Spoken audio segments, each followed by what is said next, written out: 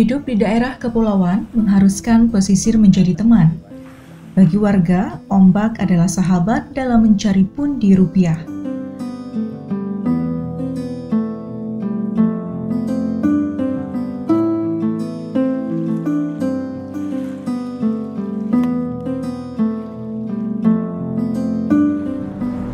Berhadapan dengan pasang surut air laut sudah menjadi rutinitas.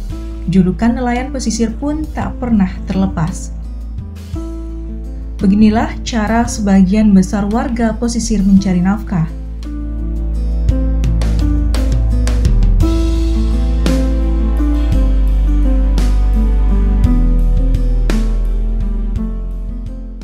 Kalau masyarakat pesisirnya rata-rata sebagai nelayan profesinya. Ada yang sebagai nelayan sungkur, nelayan jaring, nelayan pancing. Tapi rata-rata kalau yang di seputaran pesisir, mereka pekerjaannya, kesehariannya nelayan sungkur.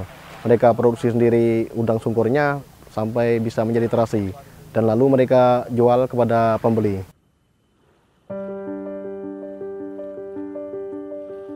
Sofyan atau yang akrab disapa Kupon menjadi satu dari sekian banyak warga Batu Belimbing yang menggantungkan hidup dengan hasil tangkapan di laut. Setiap hari, dirinya selalu menelusuri pesisir pantai di dekat rumahnya demi mencari udang-udang kecil.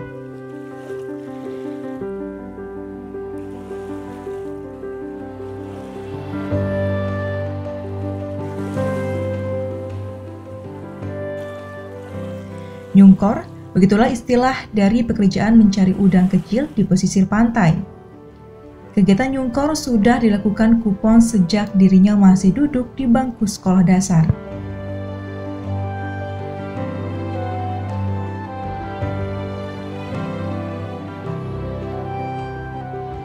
Tak mau merusak lingkungan, untuk menangkap udang, Kupon masih menggunakan alat tangkap tradisional yang dikenal dengan sungkor.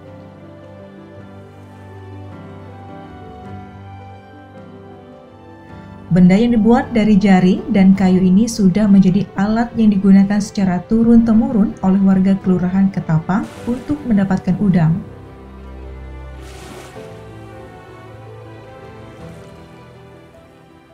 Nyungkur adalah nyungkur, muket tebak kan, muket yang jalan kaki, pada perahu apa lagi kan, namanya nggak nyungkur nih lah, jalan kaki.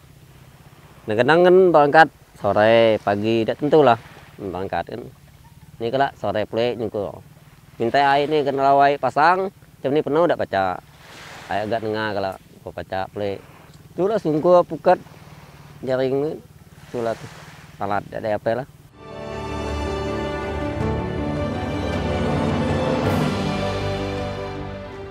Cuaca tak menentu serta faktor lingkungan seringkali menjadi tantangan bagi Kupon dan nelayan pesisir lainnya. Tak jarang, Kupon kembali ke rumah tanpa membawa udang.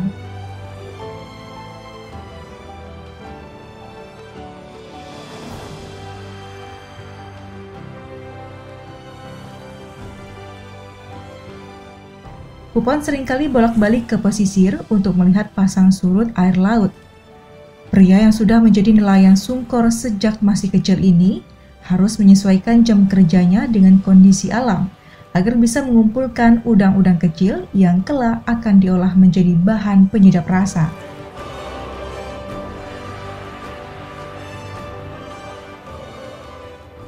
Kalau hasil kan kadang-kadang kalau udang adalah yang dapat berkarung kan, kadang-kadang tidak ada juga tentulah dapat ada setengah karung.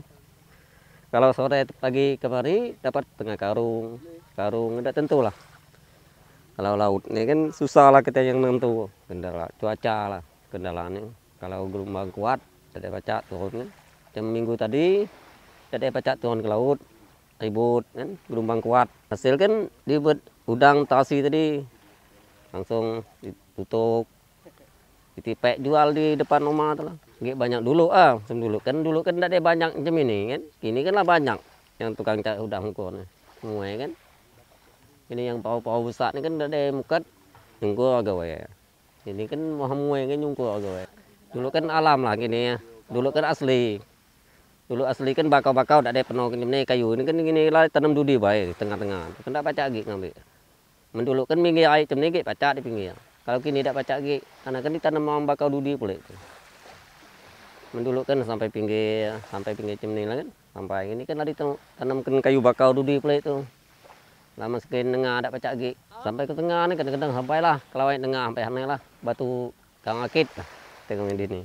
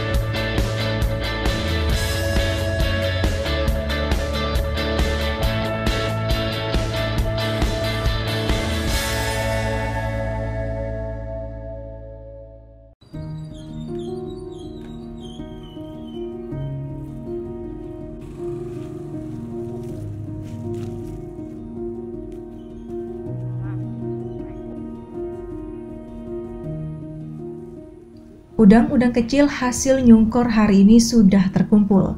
Kali ini memang tak begitu banyak. Namun udang-udang kecil inilah yang kelak akan menjadi pundi-pundi rupiah bagi Kupon dan keluarga.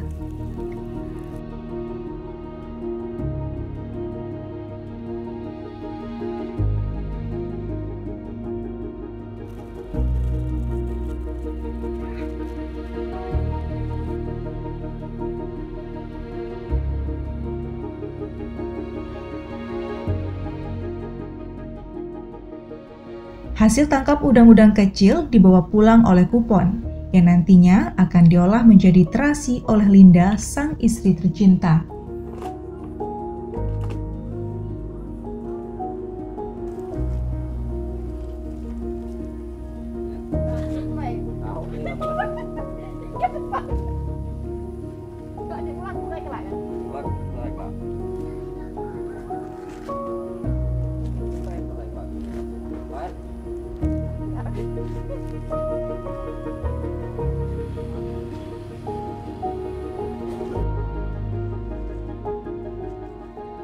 Ibu dari 3 anak ini sudah bertahun-tahun menjadi pembuat terasi, atau masyarakat lokal lebih mengenal dengan istilah belacan.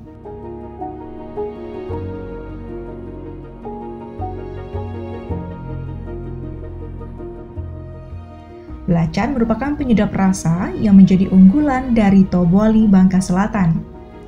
Banyak masyarakat Tobuali yang membuat belacan untuk menopang hidup, termasuk bagi keluarga Kupon. Proses pembuatan belacan masih menggunakan cara tradisional. Penjemuran masih mengandalkan sinar matahari. Maka tak heran faktor cuaca menjadi penentu banyaknya udang yang dapat diolah setiap harinya. Jika cuaca terik, penjemuran udang hanya membutuhkan waktu berkisar 3 jam saja. Namun saat mendung, bahkan musim hujan, Linda harus menunggu lebih lama, bahkan hingga 3 hari agar udang-udang kecil ini layak dihaluskan. Untuk menjemur udang-udang ini, Linda memanfaatkan pekarangan di dekat rumah sebagai tempat penjemuran udang. Buat belacan nih, dijemur, datang langsung dijemur, pagi-pagi langsung ditumbuk, diasin, besok dijemur lagi, ditumbuk pula. Nah, baru jadi belacan. Setiap hari lah mana ada udang, mendak ada udang kan tidak ada tahu. Tidak ada tentu kini saya tidak ada petop, anu lagi, bila ada udang, ada anu lagi. Entah kau je banyak macam ni tadi banyak. Berapa kilo? Untuk sampai 10 kilo. Dapat minta kau banyak sampai 20 kilo, minta kau banyak. Minta kau tak ada. Paling sekitar 6 kilo lah ya, 7 kilo ya. Udang ni 20 kilo. Jadi belacan, tak ada sampai itu ke. Ini kan banyak susut musim hujan, sampai 3 hari, 4 hari lah kadang-kadang kami galang baru kering. Tapi kan mendak ada dibuka, ada apa-apa, ada busuk dia. Asal jangan kena hujan, baik kena hujan je busuk.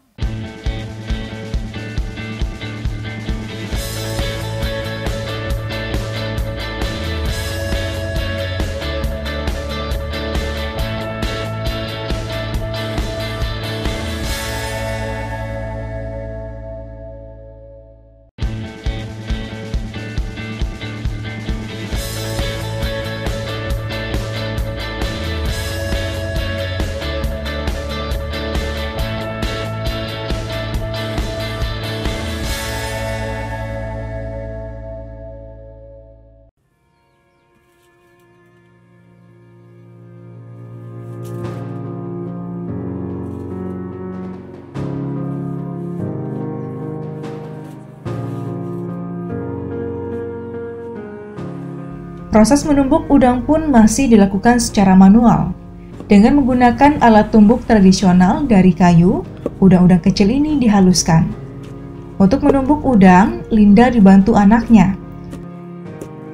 Stamina anaknya yang masih kuat dapat menjadi penyeimbang saat tangan Linda lelah ketika menghaluskan bahan utama penyedap rasa khas Bangka Selatan ini.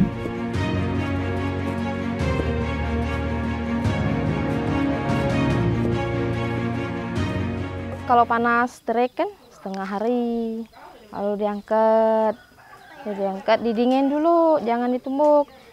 Kelala dingin, baru ditumbuk udang tadi. Udah proses jemur, besok pagi plek. Untuk jemur jadi belacan. Lah kering, ditumbuk, baru jadi belacan. Proses penjemuran bakal belacan ini dilakukan 2 kali dan juga dihaluskan 2 kali menggunakan alat tumbuk tradisional. Dalam 10 kg udang, hanya akan menjadi berkisar 6 kg belacan saja. Proses penjemuran udang yang dilakukan hingga 2 kali membuat berat terasi Bangka ini menjadi berkurang.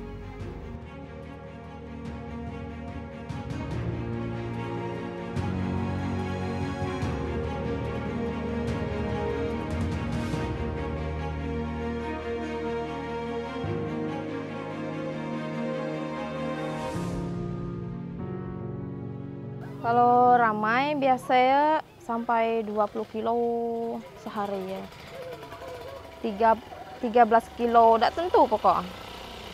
Paling ramai Sabtu Minggu paling lebih 20 kilo. Berjual di sini, di Batu Belimbing kan banyak orang datang. Batu Belimbing kan wisata. Banyak tamu dari Pangkal. Ada baik lah pokok. Banyak tamu dari Pangkal. Hasil biasanya yang terutama untuk makan kan. Ada untuk makan, sisa tabung biasanya untuk anak sekolah. Ada biasanya aku ngantar ke bis. Kalau orang di sana yang ambil terminal Pangkal. Biasanya jam tu ada lah galak jam tu.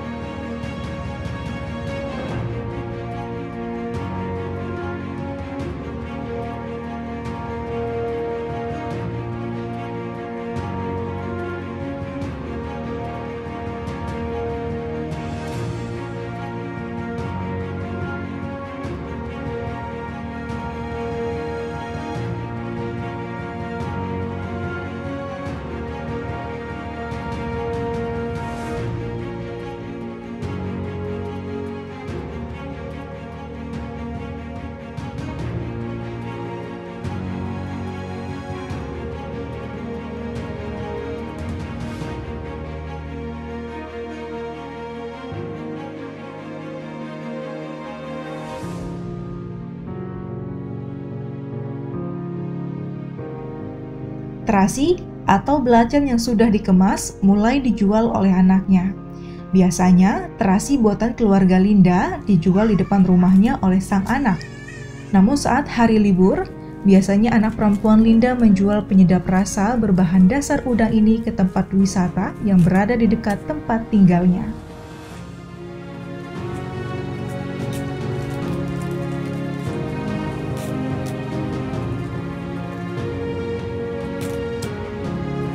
Kalau untuk harga biasanya pasaran 50. Kalau misalnya orang beli banyak kan biasanya kan untuk jual juga di pangkal. Biasanya 40, 45. Ya itulah. Tapi misalnya beli sekilo, 2 kilo, tetap 50 harga. Biasanya keliling kampung.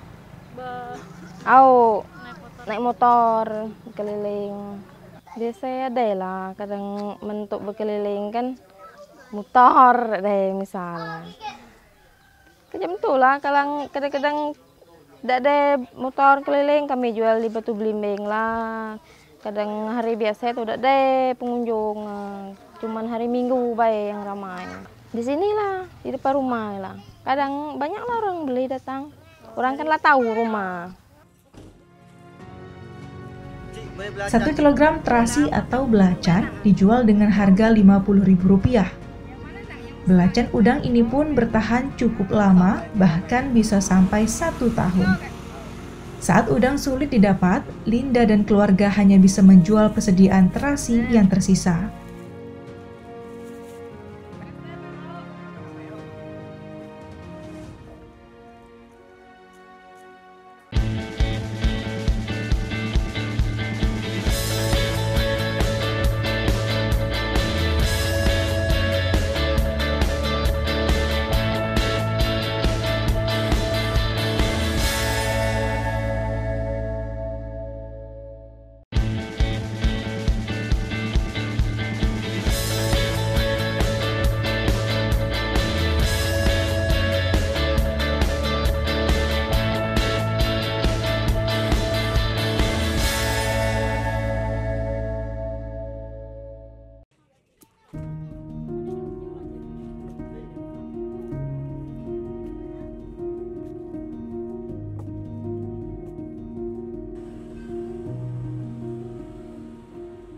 Bertahan hidup dari hasil menjual terasi atau belacan menjadi pekerjaan yang dapat dilakukan oleh Kupon dan keluarganya.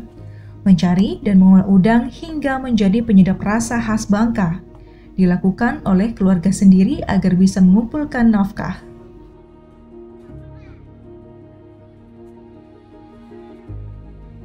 Bau terasi atau belacan yang menyengat seolah sudah tak asing lagi bagi keluarga Kupon. Hingga kini, mereka tetap bertahan menjadi pembuat belacan dengan memanfaatkan alat seadanya.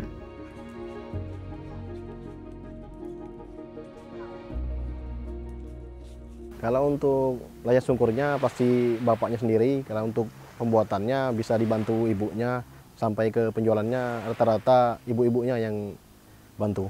Bisa cari kerja alternatif lain seperti kuli bangunan, atau bahkan langsung jaring puket. Di Batu Belimbing ini yang terkenalnya terasi ya, sampai ini sampai menjadi oleh-oleh khas kalau ada yang melancong ke Batu Belimbing. Rencana kedepannya mau kita kenalkan lagi lewat IKM lokal yang ada di Tobuali ini, agar bisa dengan mudah menjual produk nelayan pesisir Batu Belimbing ini.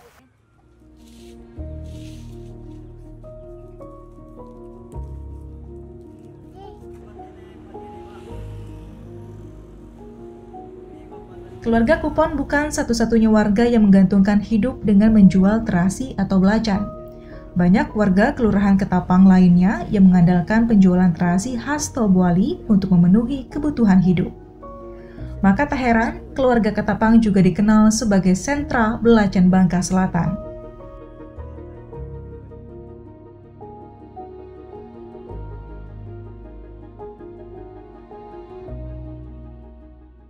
Kalau bikin terasi ini dari tahun 2002 sampai sekarang. Nah, sekarang tahun 2021 ikut pelatihan di UMKM dari ini tahun 2018 sampai tahun 2021 sekarang. Kalau sehari ini pada musim tertentu, kalau setiap hari biasanya sekitar 3 kilo sampai 4 kilo sampai 5 kilo kalau setiap hari. Tapi kalau pada musim itu ini ya mencapai ratusan kilo dapat. Seperti dalam bulan-bulan sekarang ini tadi aku mengumpulkan sekitar mencapai 200 kilo ya, dalam 1 bulan ini. Ini kalau masalah pengolahannya, pengolahan itu berbeda. Sedangkan jenis udang itu sama. Kami kan yang kalau Bapak Zakaria bikin terasi itu terbagi 3 bagiannya, Bu. Namanya udang kapat. Kalau udang kapat itu warnanya merah. Kalau ini udang mayang, Bu. Nah, udang mayang ini dibilang merah, putih, dibilang putih, merah. Ini kalau Bapak Zakaria mengutamakan nomor 1-nya udang manyang bila dibanding dengan udang kapat. Kalau untuk pembuatan terasi sendiri itu kendalanya peralatan.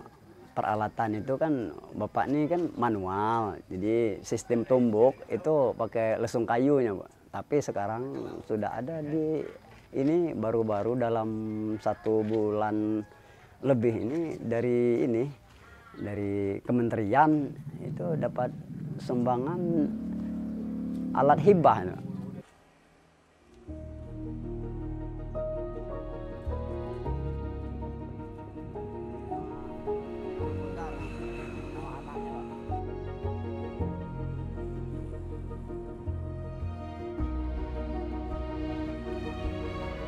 Pembuatan terasi atau belacan sudah dilakukan secara turun-temurun oleh warga Batu Belimbing. Bahan belacan pun dibuat hanya menggunakan udang-udang kecil. Dibaluri proses pembuatan secara tradisional yang masih bertahan hingga saat ini. Beginilah cara sebagian besar warga Batu Belimbing bertahan hidup sembari bersahabat dengan tradisi.